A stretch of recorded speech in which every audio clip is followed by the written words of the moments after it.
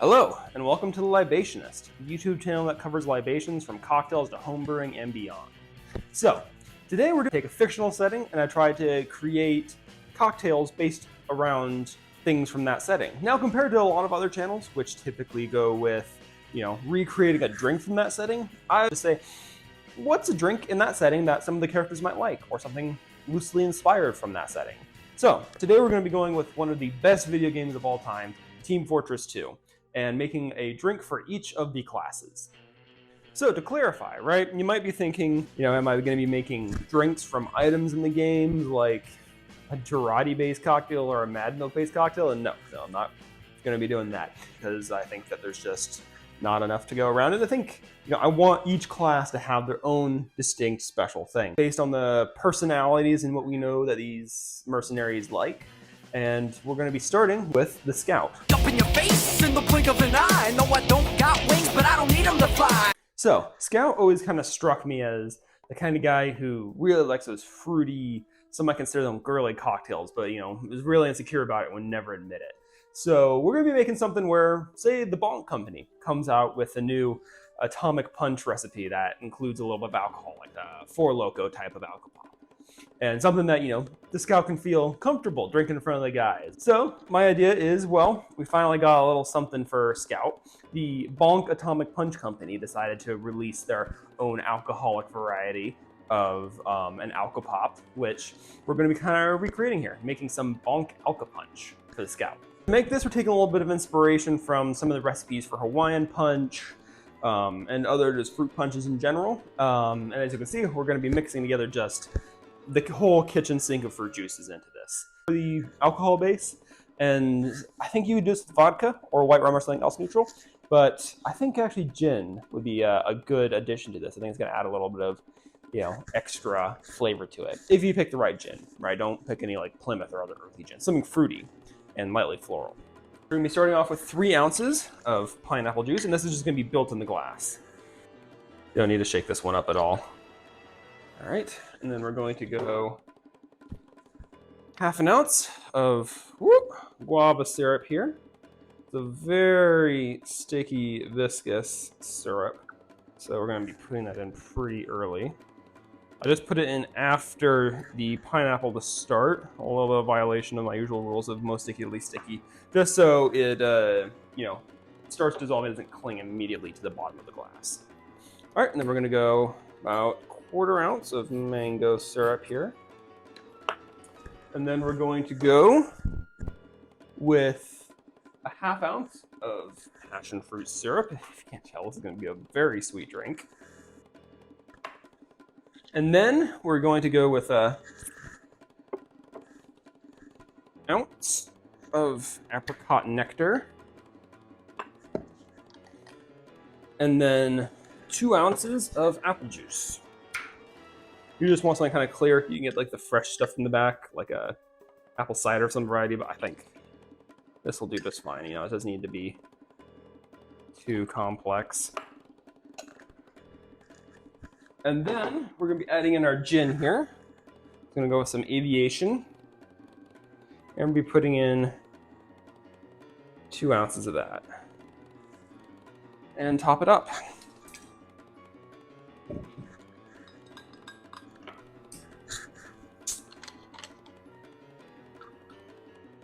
I'm just going to top that up there. Quick stir to incorporate. When you're doing that, right, you don't want to decarbonate it, so I usually just kind of scoop it up from the bottom, not agitating it too severely. All right, so there we go. Bonk's Alco-Punch.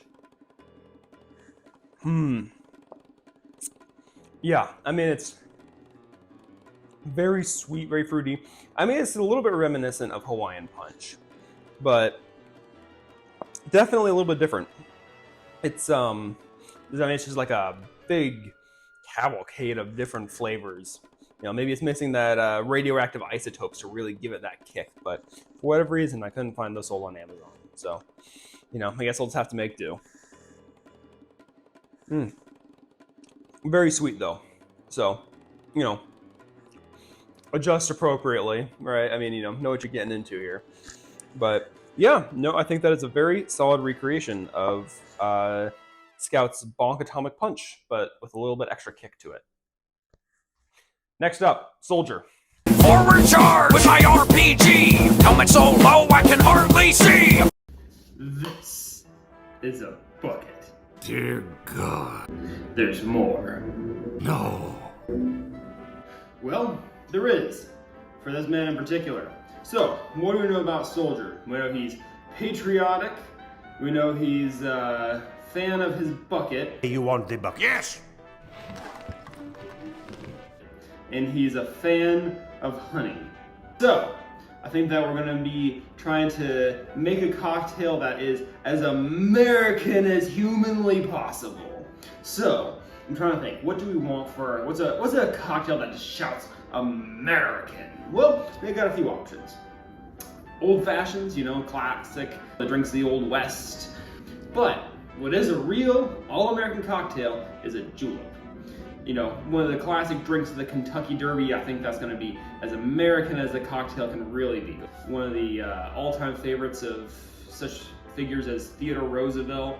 You know, if it's good enough for Theodore Roosevelt, I think it's good enough for Soldier. But we're gonna put a little bit of a spin on this, because if you don't know what a mint julep is you're gonna have basically crushed ice packed with mint, bourbon, and a little bit of sugar in there. A diluted whiskey drink with mint. But I'm thinking Soldier, well, first off, regular sugar, that's fine. But you know, Soldier loves his honey. So I'm thinking that, you know, we're gonna mix it up. Especially also, honey's got a slight metallic taste to it. And if there's anything that we know about Soldier, he likes his drink with a little bit of metal in it. If the avid consumption of lead water is any indication, you know, what whiskey do we use? Of course, it's gotta be an American whiskey. None of that European crap, that's for sure. But also, bourbon. Bourbon. I don't know about you, but that sounds pretty French to me. No, he's a real American. He's gonna drink what the founding fathers drank. And that is some good rye whiskey. It's got the burn that I'm sure he'll appreciate too. So, we're gonna be making ourselves a honey rye mint julep for Soldier. All right, so we got ourselves our crushed ice, or in this case, we're making mojitos and juleps. Actually, I prefer powdered ice. If you don't know, you take a couple ice cubes, stuff them in your blender, blend them up for, you know, a good little bit. Basically, you get some of the consistency of snow. And I personally really like this. It makes kind of a slushy-ish consistency that's actually easier to drink, for me at least, compared to just crushed ice. It often has chunks that kind of get into your teeth while you're drinking it. It's just unpleasant. So, what we're gonna do is we're gonna take our mint leaves here, and we're gonna line the bottom of this bucket here. I mean, I imagine Soldier's gonna drink whatever he's drinking out of a bucket. And what other drink is served in, you know, a steel or tin cup? A mint julep. So we're gonna take this, and usually what I like to do is just to release a little bit of those flavors, I kind of just like to lightly press. You can use a muddler or something, but I kind of just prefer to do this. Some ice on top of that. All right, once we get a good layer, we're gonna pack the second layer here. All right, and we're gonna do our final layer here. And I imagine Soldier, you know, he's drinking it, he's just gonna be boom, boom, boom. Mint, ice, chug. But, you know, you're gonna get a mixing glass. And usually, I say you can just kind of dry stir this. You don't have to crack this over ice. Powdered ice especially is gonna provide more than enough dilution for your purposes. So we're gonna start with just a tipple, about quarter to a half ounce, depending on how sweet you want it, of honey syrup, which is just a half and half mix of honey and water. So, but essentially just to make the honey pourable and easier to dissolve. And then we're gonna do 2 ounces of rye whiskey. Stir that up. And then we're gonna pour that over our bucket here. And then we're gonna coat this with another little layer of ice here to top that up. And there we got ourselves Soldier's Bucket, a drink for real Americans. I actually kind of like this a little bit better. It's definitely got a little bit of metallic taste, and I'm pretty sure these are food safe buckets, so I don't think I'm poisoning myself. You know, it's more from the honey, right? It's definitely got a distinct taste separate from just simple syrup. And the rye definitely got a unique flavor, right? Bourbon, it usually kind of blends into the background of a drink. Maybe if you got like a certain type of aged cask bourbon might be something a little bit unique, but rye, I mean, it's a very spicy julep, which is actually interesting because it contrasts more with the mint. Well, I think this is a drink that Soldier himself would approve of. Soldier's Bucket. All right, so that was Soldier's Bucket. Next up, we have the mysterious psychopath themselves, the Pyro.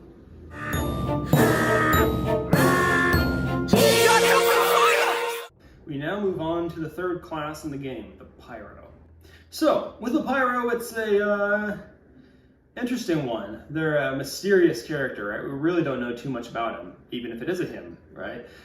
So, what we do know is that Pyro has an intense love of fire, likes burning things down, obviously, but it also has this strange duality where on the inside they live in this fairy tale world of, you know, unicorns and balloons and cotton candy kind of things. So to sort of reflect that duality of this character, what I want to do is I want to make this super fruity, unicorn-inspired cocktail with then a really spicy, burning hot accompaniment going along with it. So, using fried fish skin, because that's, I mean, I think that's actually just a lovely snack. It's a nice little crunch to it. It also just absorbs and gets those spicy notes into it. So, we're gonna start with making the fish skin first. I'm gonna show you how to do that, and then we'll make the cocktail. All right, so to make Pyro's blazing hot accompaniment, what we're gonna do is we're gonna take 3 habaneros, 3 jalapenos, and we're going to chop them and blend them up into a fine puree to serve as the marinade.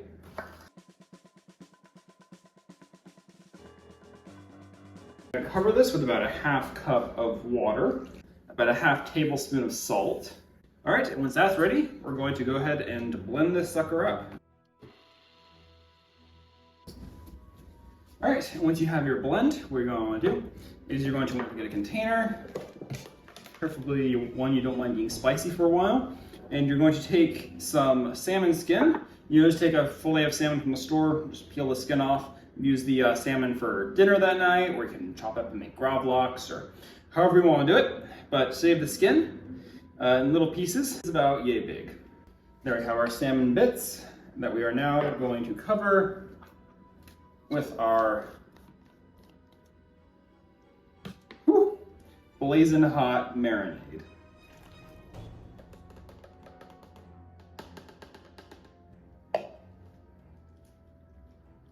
Make sure you get a nice even coating there, getting it on everything. And then we're going to seal that up and put it in the fridge for about 24 hours. All right, so to make the unicorn cocktail, I'm going to start with a little syrup blend here. First with 1/2 ounce vanilla syrup. This is just simple syrup that's had a vanilla bean infused into it. And then we're going to go with another 1/2 ounce of raspberry puree syrup. And about 1/4 ounce of strawberry puree syrup. So then we're going to incorporate about 3 dashes of Plum Bitters. And these kind of, they're from the, if you realize they have a, I mean, they don't actually taste like plums, but they smells and tastes like, it's actually a lot like bubble gum. That's what I describe it as, which for, you know, a unicorn cocktail, it seems pretty fitting actually. That definitely brings a lot to it. So then we're gonna go with a full ounce here of lemon juice. I'm just gonna be making a straightforward sour. This lime juice here, or lemon juice here. Want 1 ounce of it. And then we're going to want 2 ounces of vodka. You know, any decent mid-shelf variety should do. All right, and then we're gonna take it up, shake it up with ice. All right, and once that's done, we're gonna add a final touch here, which is we're gonna take some rose water and we're going to spritz the inside of our glass with it. Just a nice little coating on the inside there, don't want to overdo it.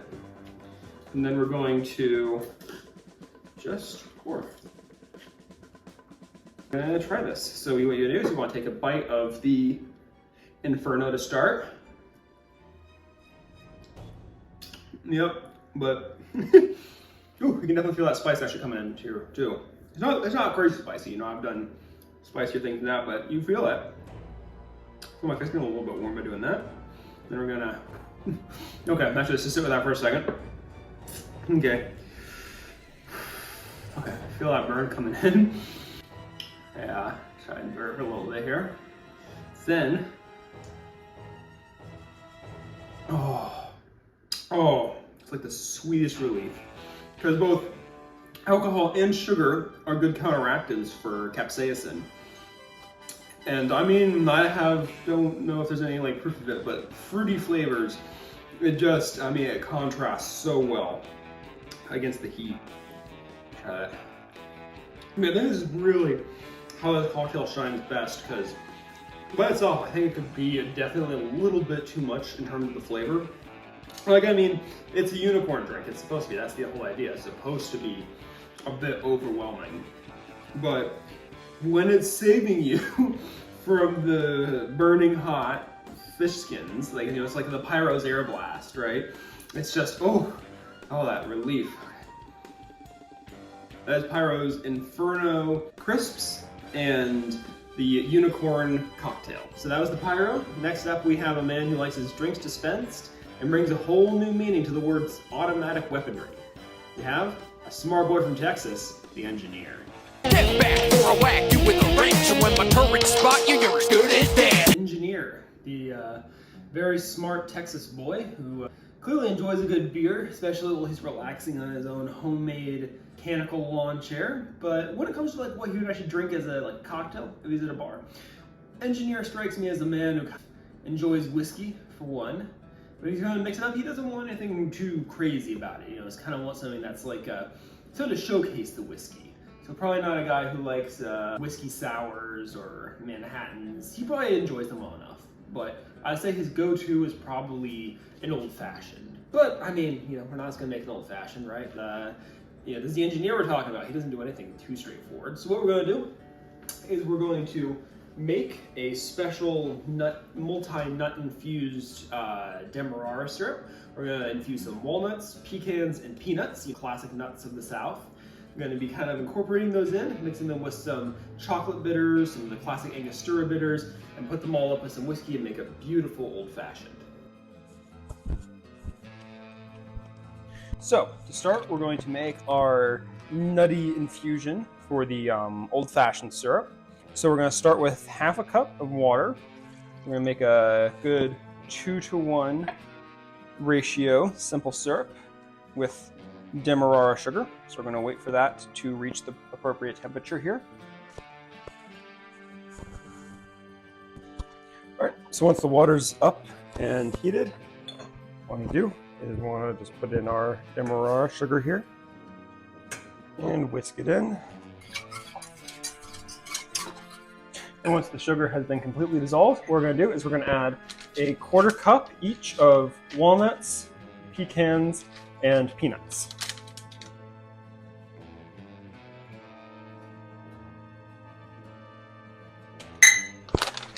Alright, I'm going to stir those in. And we're going to leave that to bubble on low heat for about 30 minutes. Now, one of the things I really love about old fashions is that you can just make them right in the glass. Don't need any of the shakers, don't need any like, you know, juicers, nothing like that, right? You can just build it all in here and just be fine with that. So, we're going to start off with our southern infused syrup here.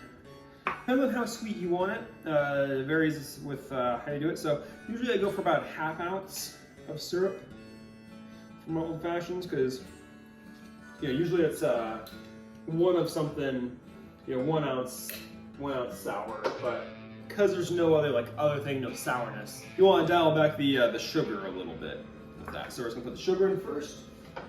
And cover with our bitters. We're gonna add 2 dashes of our chocolate bitters. 2 drops there. We're gonna add 2 dashes of Angostura, and then we're gonna add 2 ounces of our bourbon whiskey. So we're gonna stir that up. And usually old fashions are garnished with like a slice of orange. I myself, I kind of just prefer a little zest on top of it. Set that aside. All right, I'm gonna take one of our oranges here. Some nice sumo oranges because they got those big peels on them. All right, so we have ourselves the Engineer's Old Fashioned. All right, so the Engineer's Old Fashioned. Let's give this a try. It's interesting. So I think those nuts in particular, right, the incorporation of them, add some bracing bitterness to it. You know what I mean, like old fashions in general are like a little bit of a mix of sweet and bitters. I mean, it's that nutty bitterness, like walnuts, and where a lot of that comes from.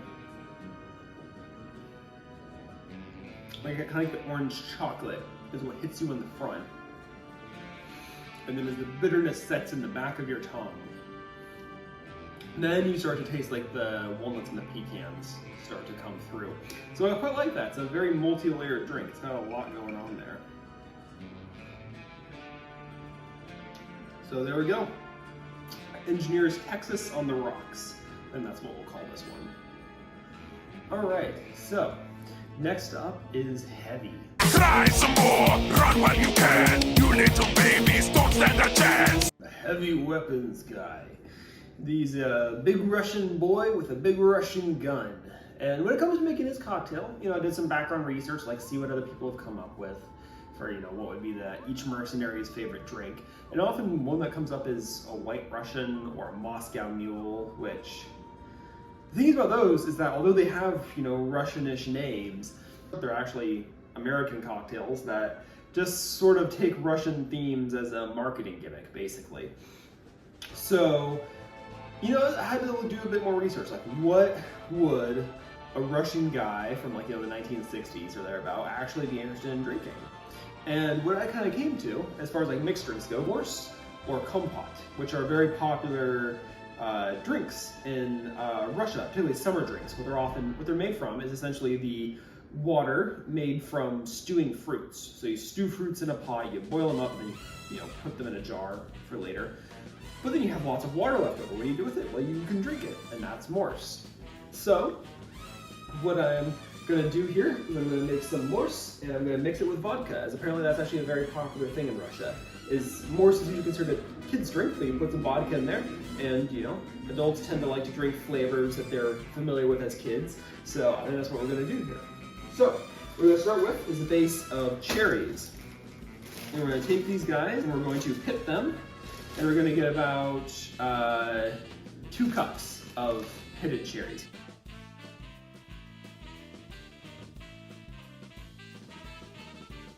All right, so our cherries pitted. We're now going to move on to the strawberries, which we only want half of the cherries that we put in, so we're going to put 1 cup of strawberries in there. Similarly, just going to cut off the tops. I'm going to add them in there whole because we know they're going to get stewed up anyways. So a cup is apparently 5 strawberries, at least when they're the gigantic variety that these are. And strawberries, and much more straightforward. Another cup of blueberries. All right. Now we're gonna stew these up in the pot and make some Morse.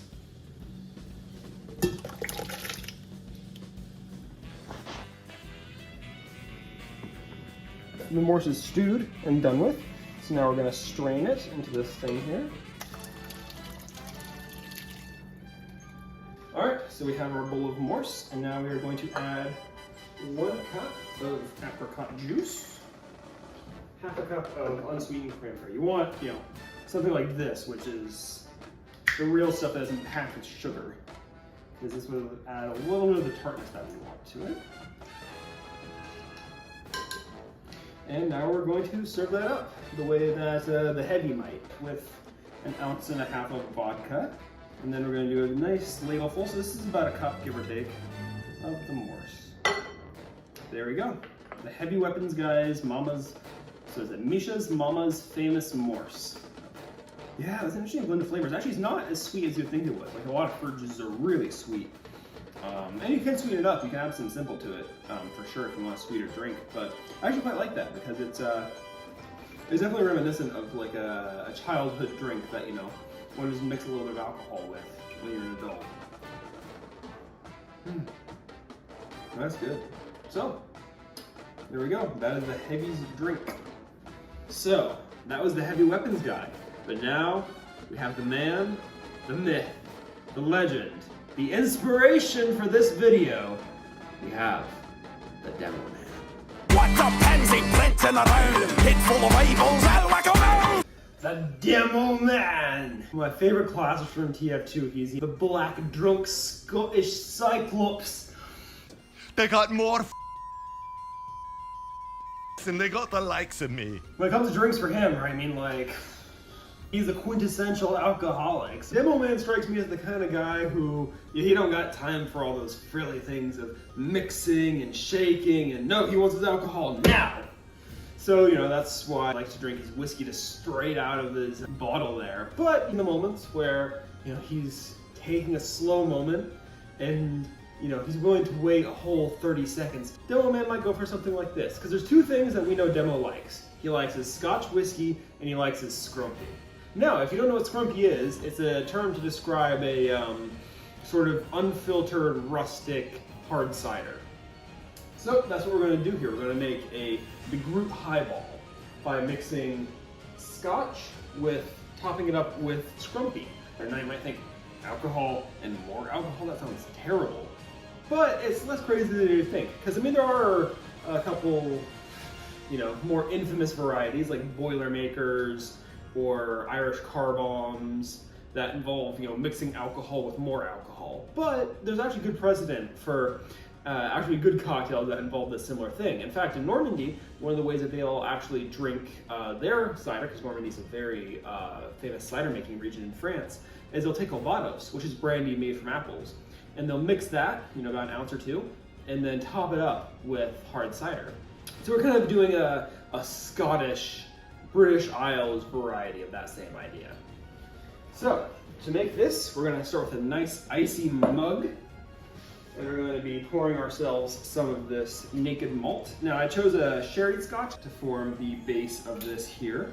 1¼ ounce there. You want to, I mean, you know, maybe if you're going real Demoman, you might do 2 ounces. And then we're going to top this up with some original Sam McIntosh cider. And then, of course, what's a highball without a little twist of lemon? I'm just going to unfurl that and just kind of drape it over the side. So, Demoman's already gotten the shakes just from waiting me to put this together, so let's give this a try here. Ooh, potent. I think Demoman would approve of that one. Good though. It's tart and drinkable. I like that. Alright, so that was the Demoman. Now we start with the man who may have lost his license, but still found a cure for death, the medic. I'm the medic, so don't go far. You might want a taste of my Uber charge. Okay, so with that over with, we are now moving on to the medic. Now, the medic is an interesting one. You know, it doesn't come off as a big drinker to me compared to some of the other mercs. And to come up with a drink for him, what I was thinking is, you know, where does he come from, right? Like, what sort of flavors would he have, like, grown up with and, like, want to enjoy in his cocktail? And little's known about it. We don't even know his first name. We just know him as a Dr. Ludwig. But we do know that he comes from Stuttgart in Germany, which, if you don't know, is an area of Germany that's very close to the Black Forest. So to make this, what I was thinking is I'm going to take a little bit of inspiration from one of my favorite desserts, which is the Black Forest cake, which is a combination flavors of chocolate, cream, cherry, and a little known liquor called Kirsch, or in this case Kirschwasser, which is a liquor distilled from fermented cherries. It smells like it's not like artificial cherry flavor. It's more like cherry pits kind of. So we're going to be putting together a little bit of a twist on a brandy Alexander. That's to take the flavors of the Black Forest and incorporate it into a cream-based cocktail. So, we're going to start with some creme de cacao. In this case, we're going to use the variety from Tempest Fugit, which I think is one of the best creme de cacaos on the market. Nice dark chocolate cocoa nib kind of flavor. So we're going to have 1 ounce of that. And then we're going to have 2 ounces of Kirsch. If you don't know, the Black Forest cake, usually a chocolate cake with like a cream coat and filling with cherries sort of incorporated in the middle of it, and then it's drizzled with a Kirsch syrup on top. So we're going to have the cherry flavor come from the syrup within this maraschino cherry variety. That'll be nicely. A little bit light on that, right? So maybe about 1/4 to 1/2 ounce, depending on how sweet you want this. And then we're going to incorporate 1 ounce of heavy whipping cream. And the way I like to do with cream-based cocktails is that the cream will curdle if you let it sit within the mixture too long with alcohol. So what I like to do is I like to get the ice, clear out that little thing there, and then get the ounce of the cream, and we're going to pour that into the other side over the ice cubes, and then shake for our lives. All right. Shake it up, it's all well incorporated. All right, so there we are. That is the Ludwig Alexander. Yeah, no, I mean, that's exactly what it captures, that flavor of the Black Forest cake. It's like all those flavors concentrated within a single cocktail. It's amazing.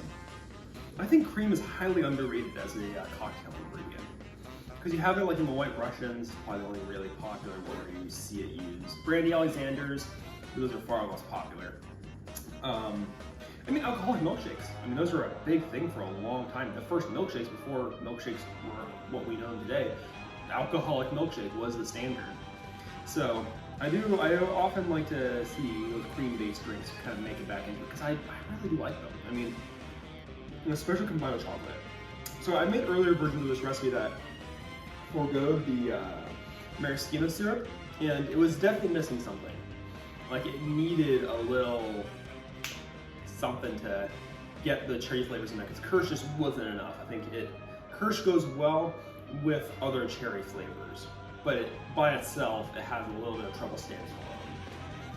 But supplemented with another, like the meatier essence of the cherries, like the ripe, juicy fruitiness.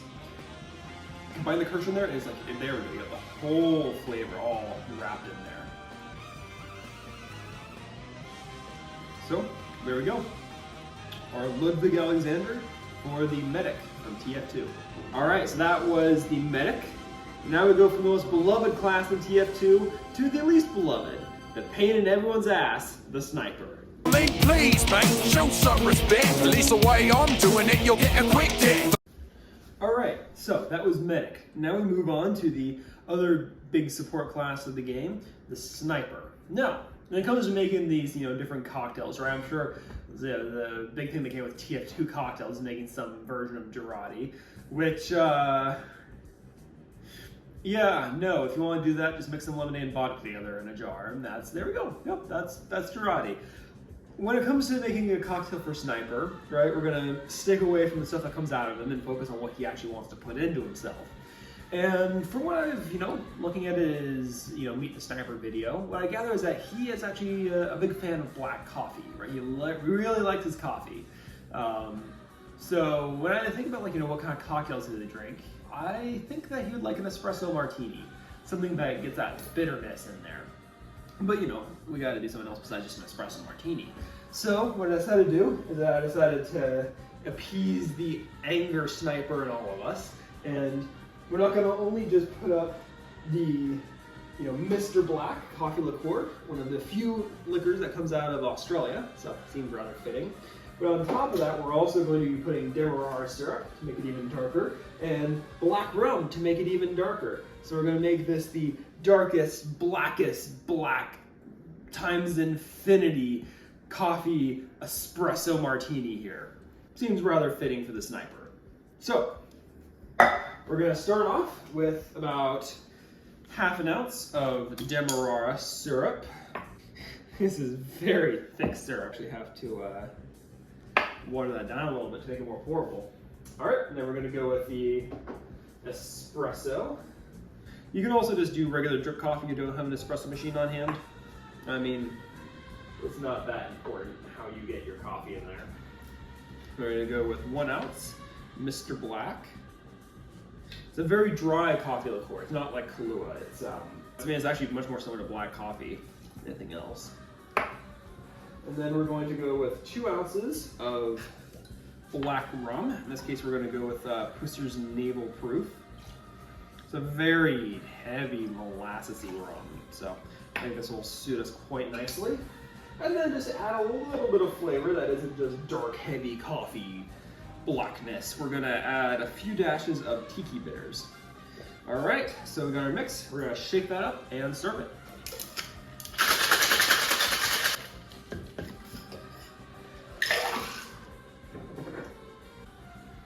Ooh, yeah, that smells like some heavy-ass coffee, I tell you what. Now, I will admit, it does look a little bit like sewer water when you first pour it out. But just give it about a minute or so, and it will clarify into like the classic dark coffee look. It's just looking like that because it's a little attitude at the moment. But there we go. There we have ourselves a Monday Martini. Ooh, bracingly bitter. I mean, like that's like coffee on coffee. Definitely compared to like the standard espresso martini, if you don't know, it uses vodka usually as the alcoholic base. It just kind of like lets the coffee sit by itself. But I really like the utilization of dark rum and the demerara sugar, because I mean it accentuates the coffee. It makes it taste darker somehow. Like it's even stronger, more strongly brewed than it is already, which is pretty strong. Mr. Black is nothing to mess with. Like that's a very heavy coffee liqueur.